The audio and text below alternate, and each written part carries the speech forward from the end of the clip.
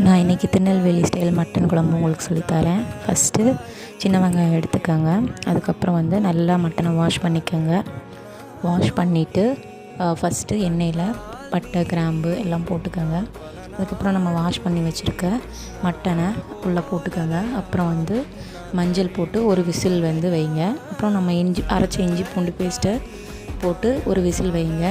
அதுக்கப்புறம் நம்ம வெட்டி வச்சுருக்க அந்த சின்ன வெங்காயம் எடுத்து உள்ளே போட்டுக்கோங்க. போட்டு அதுக்கப்புறம் நல்லா பிரட்டி விட்டுட்டு கொஞ்சம் மசாலா ஆட் பண்ணுங்கள், ஒரு 5 ஸ்பூன்ஸ். அதுக்கப்புறம் திரும்பியும் என்ன பண்ணுங்கள், பிரட்டி விட்டுட்டு திரும்பியும் ஒரு 4 விசில் கொஞ்சம் தண்ணி ஆட் பண்ணிவிட்டு 4 விசில் வைக்கணும். அப்புறம் தேங்காய் பால் கொஞ்சம் எடுத்து வச்சுக்கோங்க, கெட்டியான தேங்காய் பால். அதையும் உள்ளே ஊற்றி ஒரு விசில் வச்சுட்டு கடைசியாக வெங்காயம், கடுகு, கருவேப்பிலை போட்டு தாளித்து உள்ளே ஊற்றிடுங்க. ரெடி.